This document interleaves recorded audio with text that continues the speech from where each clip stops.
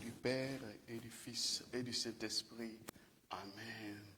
La grâce de Jésus, le Christ, notre Seigneur, l'amour de Dieu, le Père, et la communion de l'Esprit Saint soient toujours avec vous. Frères et sœurs, préparons-nous à célébrer le mystère de l'Eucharistie en reconnaissant que nous avons péché. Je confesse à Dieu Tout-Puissant, je reconnais devant mes frères et sœurs que j'ai péché en pensée, en parole, par action et par omission. Oui, j'ai vraiment péché. C'est pourquoi je supplie la bienheureuse Vierge Marie, les anges et tous les saints, et vous aussi, frères et sœurs, de prier pour moi, le Seigneur, notre Dieu. Que Dieu Tout-Puissant nous fasse miséricorde, qu'il nous pardonne nos péchés et nous conduise à la vie éternelle. Amen. Seigneur, prends pitié. Ô Christ, prends pitié. Seigneur, prends pitié. Gloire à Dieu au plus haut des cieux et paix sur la terre aux hommes qu'il aime. Nous te louons, nous te bénissons, nous t'adorons, nous te glorifions, nous te rendons grâce pour ton immense gloire. Seigneur Dieu, Roi du ciel, Dieu le Père Tout-Puissant, Seigneur, Fils unique, Jésus-Christ, Seigneur Dieu, Agneau de Dieu, le Fils du Père, toi qui enlèves les péchés du monde, prends pitié de nous. Toi qui enlèves les péchés du monde, reçois notre prière. Toi qui es assis à la droite du Père, prends pitié de nous, car toi seul es saint, toi seul es Seigneur, toi seul es le Très-Haut, Jésus-Christ, avec le Saint-Esprit, dans la gloire de Dieu le Père. Amen. Le Seigneur soit avec vous. Prions le Seigneur.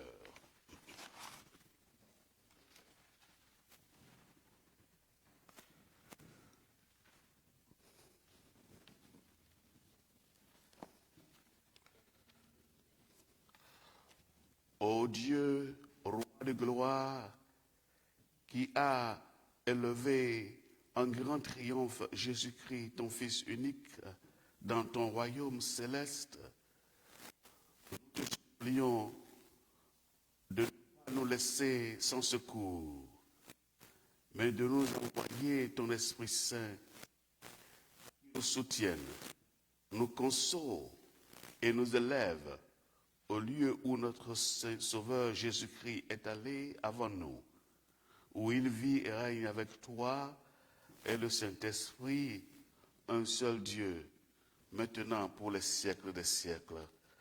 Amen.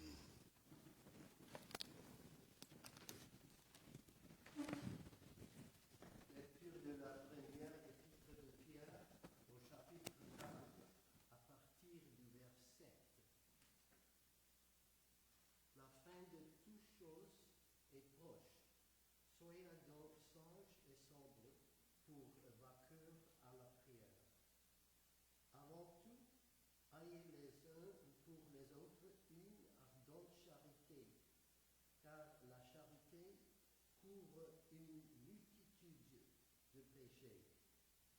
Exercez l'hospitalité les uns envers les autres sans murmure, comme de bons dispensateurs des diverses grâces de Dieu. Que chacun de vous mette au service des autres le don qu'il a reçu. Si quelqu'un parle, que ce soit comme annonçant les oracles de Dieu. Si quelqu'un remplit une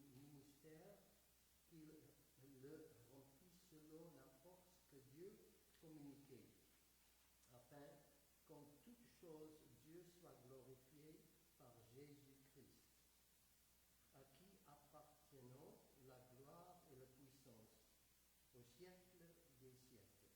Amen. Parole du Seigneur Tout-Puissant. Qui nous ouvre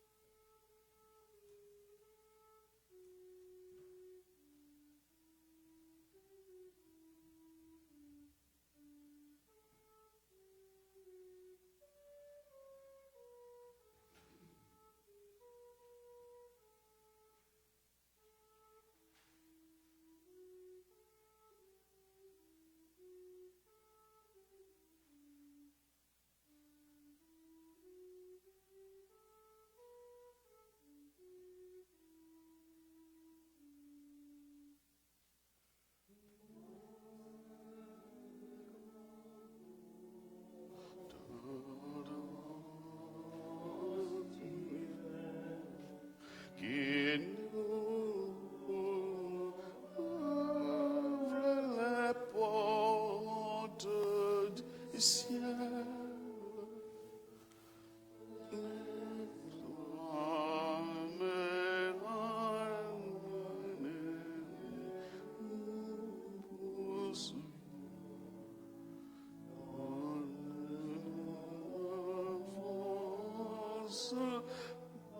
De nos secours. Ô Seigneur unique, entre en personne, soit la gloire,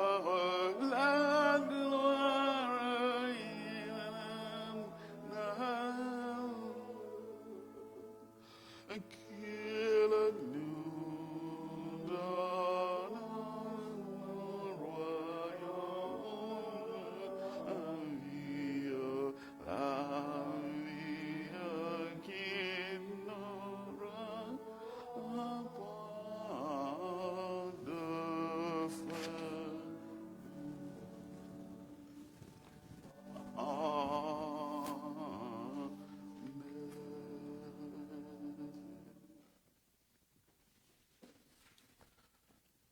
Le Seigneur soit avec vous.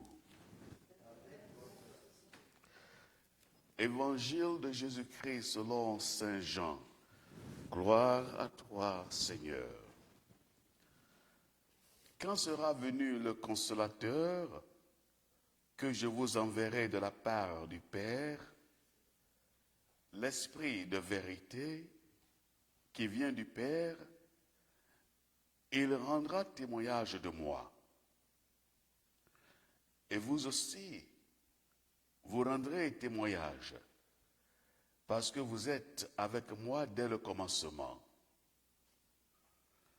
Je vous ai dit ces choses afin qu'elles ne soient pas pour vous une occasion de chute.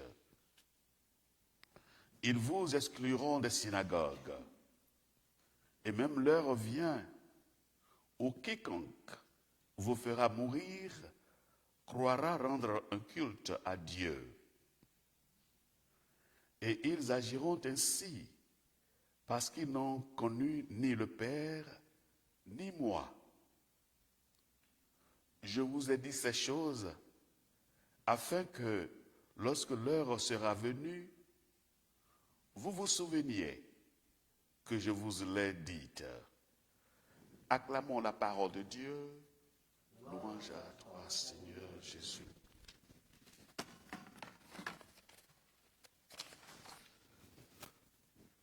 Je crois en un seul Dieu, le Père Tout-Puissant, Créateur du ciel et de la terre, de l'univers visible et invisible. Je crois en un seul Seigneur, Jésus-Christ, le Fils unique de Dieu, né du Père avant tous les siècles. Il est né de Dieu, lumière née de la lumière et du vrai Dieu. Engendré, pas créé, consubstantiel au Père, et par lui tout a été fait.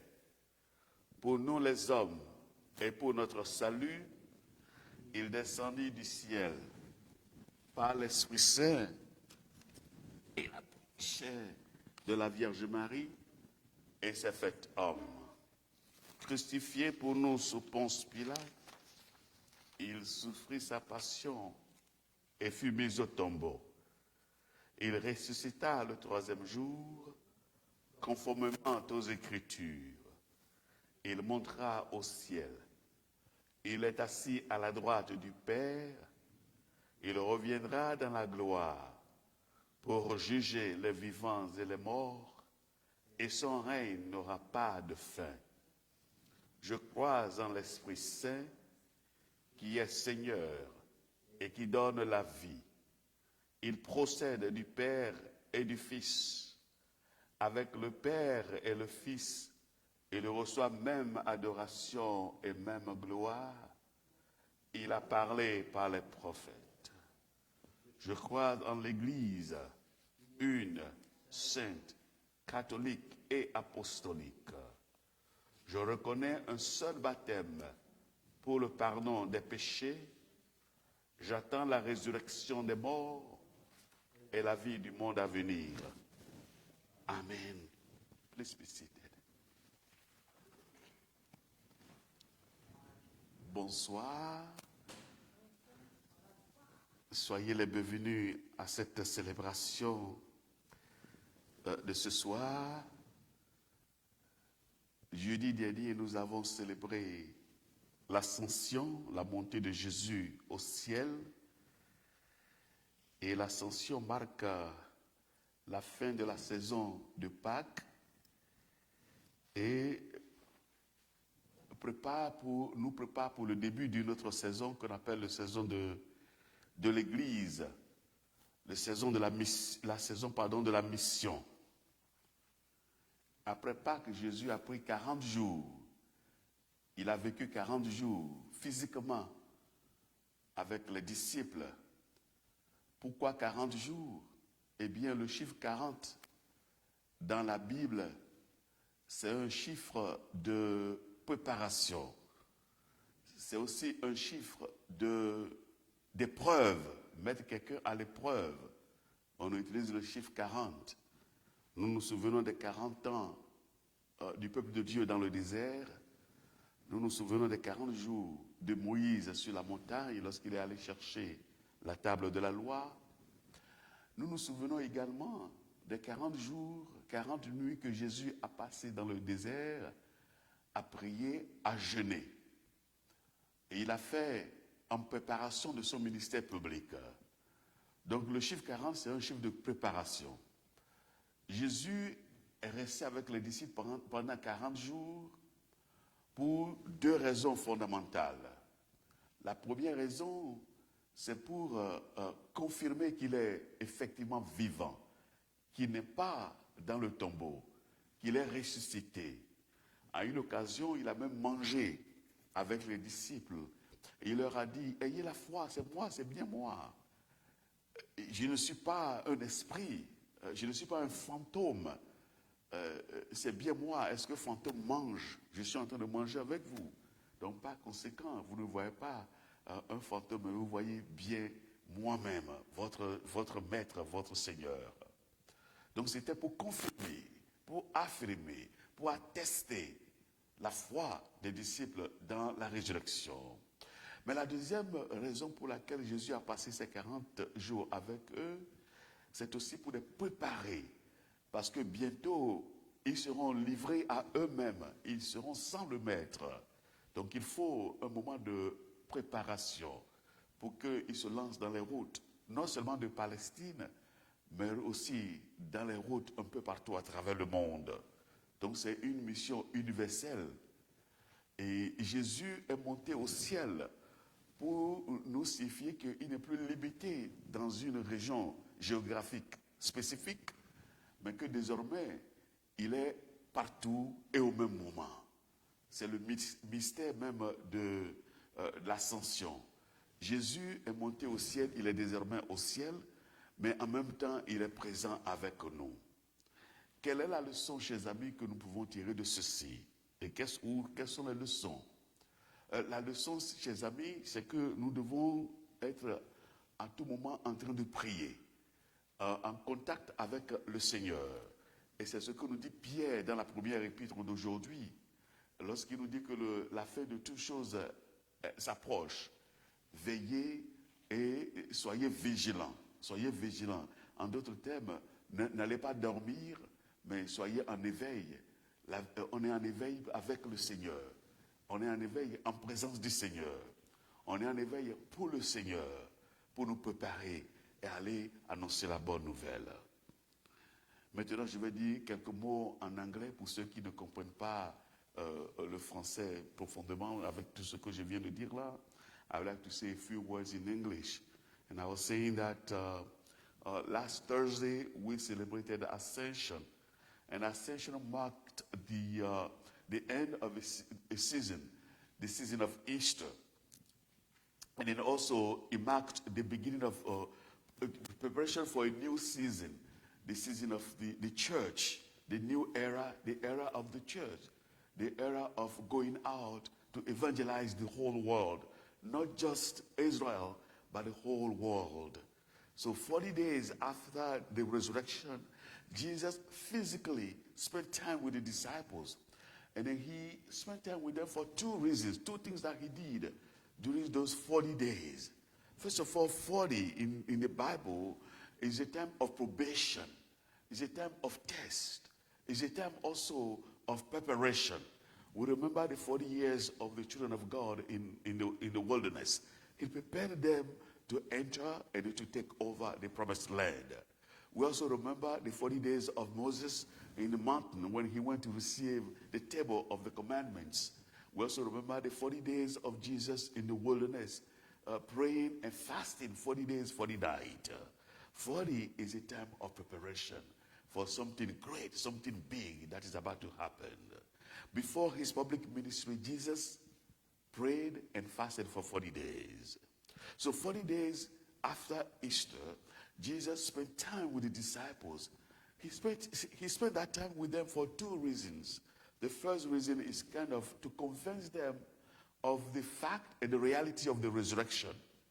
He is really alive. So he wants to show them and convince them that he is alive, that he's not dead, that he's not in the grave anymore. At one occasion, he even ate with them.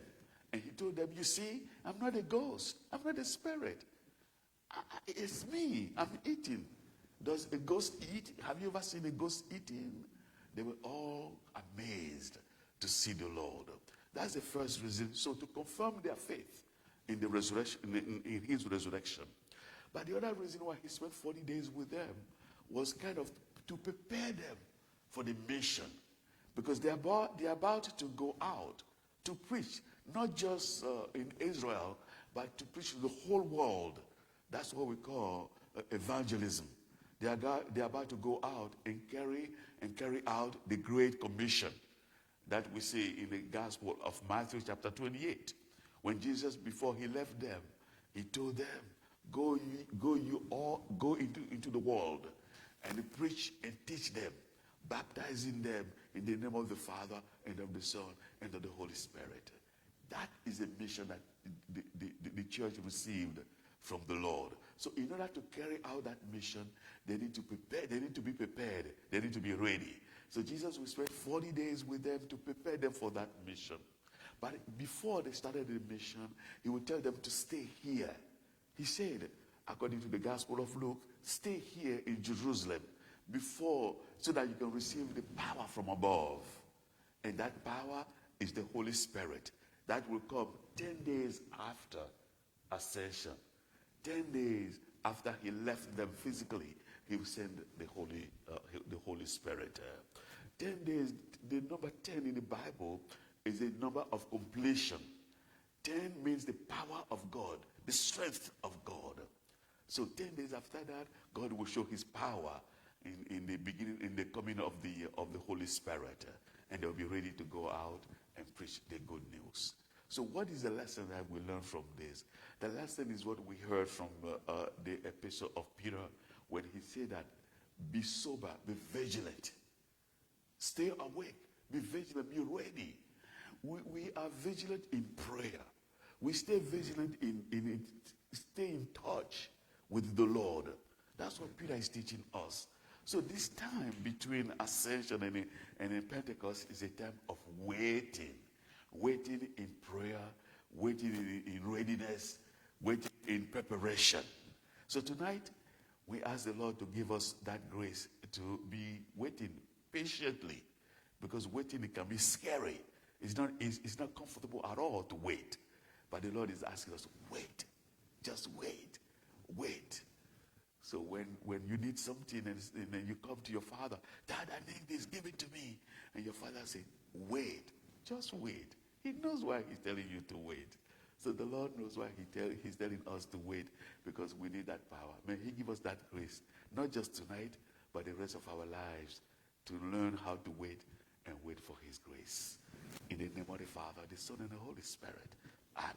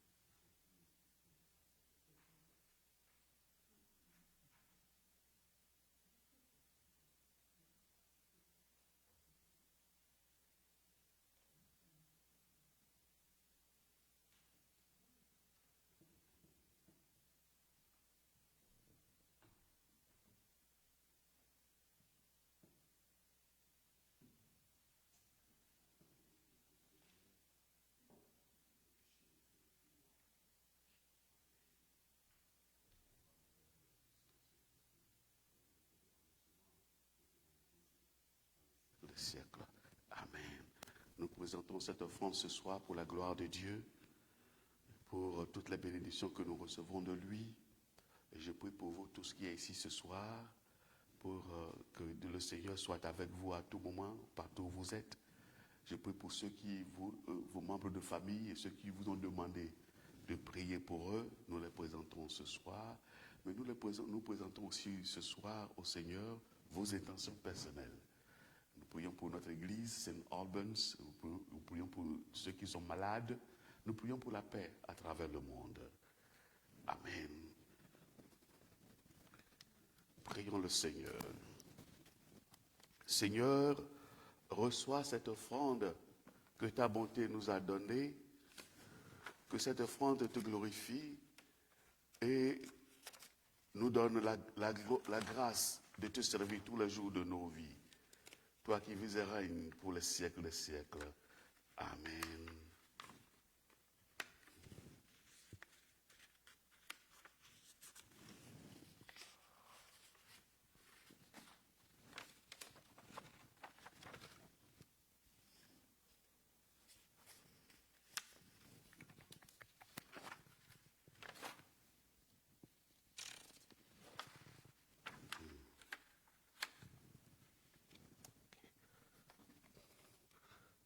frères et sœurs, que notre sacrifice que mon sacrifice qui est aussi le vôtre soit agréable à Dieu le Père Tout-Puissant. Que le Seigneur reçoive de vos mains ce sacrifice à la louange et à la gloire de son nom pour notre bien et son nom. Amen. Le Seigneur soit avec vous. Élevons notre cœur. Rendons grâce au Seigneur notre Dieu. Vraiment, Père très saint, il est juste et bon pour ta gloire et notre salut de t'offrir notre action de grâce, toujours et en tout lieu, par ton Fils bien-aimé, Jésus, le Christ. Il est ta parole par qui tu as créé toutes choses. C'est lui que tu nous as envoyé comme Rédempteur et Sauveur. Dieu fait homme, conçu de l'Esprit Saint, né de la Vierge Marie. Pour accomplir jusqu'au bout ta volonté et rassembler un peuple saint qui t'appartienne, il étendit les mains à l'heure de sa passion afin de briser la mort et de manifester la résurrection. C'est pourquoi, avec les anges et tous les saints, nous chantons ta gloire et d'une seule voix nous proclamons: Saint, Saint, Saint, le Seigneur Dieu de l'univers, le ciel et la terre sont remplis de ta gloire. Hosanna au plus haut des cieux. Béni soit celui qui vient au nom du Seigneur. Hosanna au plus haut des cieux. Toi qui es vraiment saint, toi qui es la source de toute sainteté, Seigneur, nous te prions. Sanctifie ces offrandes en répandant sur elles ton esprit, qu'elles deviennent pour nous le corps et le sang de Jésus le Christ, notre Seigneur. Au moment d'être livré et d'entrer librement dans sa passion, il prit le pain, il rendit grâce, il le rompit et le donna à ses disciples en disant: Prenez et mangez-en tous. Ceci est mon corps livré pour vous.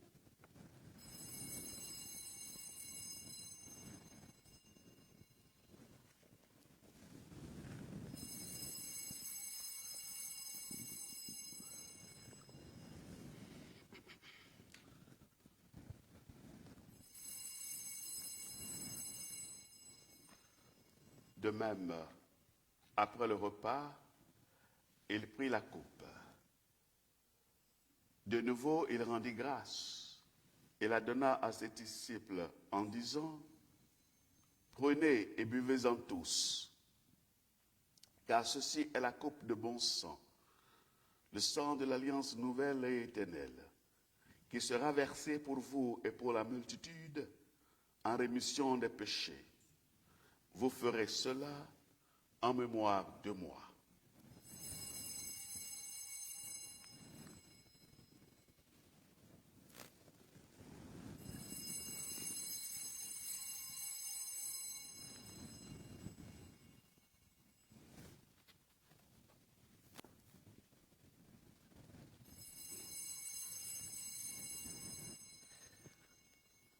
En faisant ainsi mémoire de la mort et de la résurrection de ton Fils, nous t'offrons, Seigneur, le pain de la vie et la coupe du salut, et nous te rendons grâce car tu nous as estimés dignes de nous tenir devant toi pour te servir.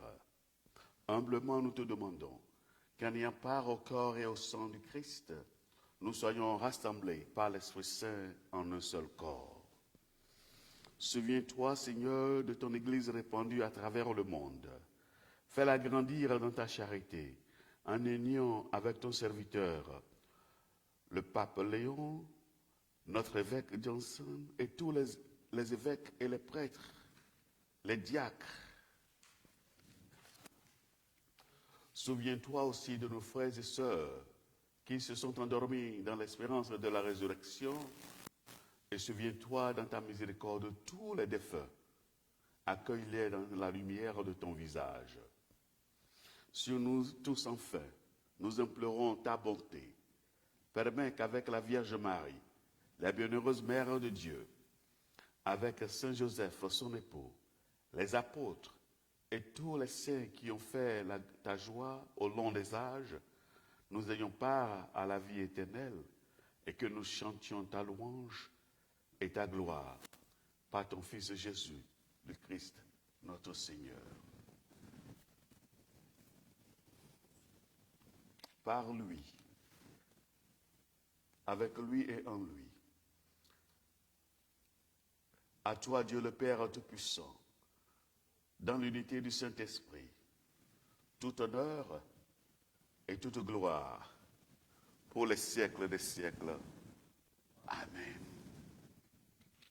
Oremus, preceptis salutaris bus moniti, et divina initiatione formati, audemus dicere, Pater noster, qui et in celis, sanctificetur nomen tuum, adveniat regnum tuum, fiat volum sua, sicut in cielo et in terra. Panem nostrum quotidianum da nobis hodie, et dimitte nobis debita nostra, sicut nos dimittimus debitoribus nostris, et ne nos inducas in tentationem, sed libera nos a malo. Délivre-nous de tout mal, Seigneur, et donne-nous la paix à notre temps. Soutenus par ta miséricorde, nous serons libérés de tout péché, à l'abri de toute épreuve. Nous qui attendons que se réalise cette bienheureuse espérance, l'avènement de Jésus, le Christ, notre Sauveur, car c'est à toi qu'appartiennent le règne, la puissance et la gloire pour les siècles des siècles. Amen. Seigneur Jésus-Christ, tu as dit à tes apôtres, je vous laisse la paix, je vous donne ma paix. Ne regarde pas nos péchés, mais la foi de ton Église. Pour que ta volonté s'accomplisse, donne-lui toujours cette paix et conduis-la vers l'unité parfaite. Toi qui vis et règnes pour les siècles des siècles. Que la paix du Seigneur soit toujours avec vous. Agneau de Dieu qui enlève le péché du monde, prends pitié de nous. Agneau de Dieu qui enlève le péché du monde, prends pitié de nous. Agneau de Dieu qui enlève le péché du monde, donne-nous la paix.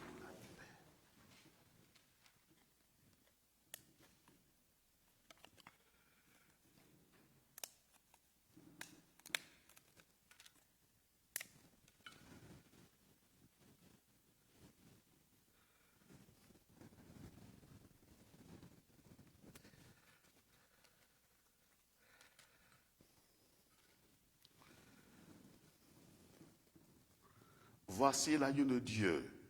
Voici celui qui enlève le péché du monde. Heureux les invités au repas de l'agneau. Seigneur, je ne suis pas digne de te recevoir, mais dis seulement une parole et je serai guéri. Que le corps et le sang du Christ nous gardent pour la vie éternelle. Amen.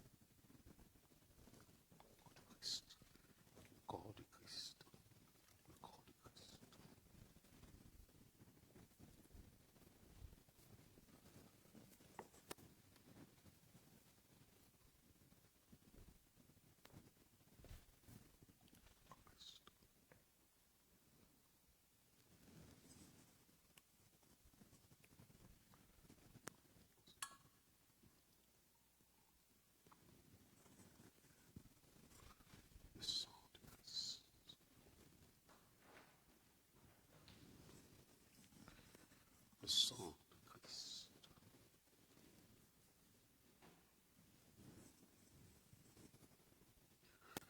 Le sang de Christ. Amen.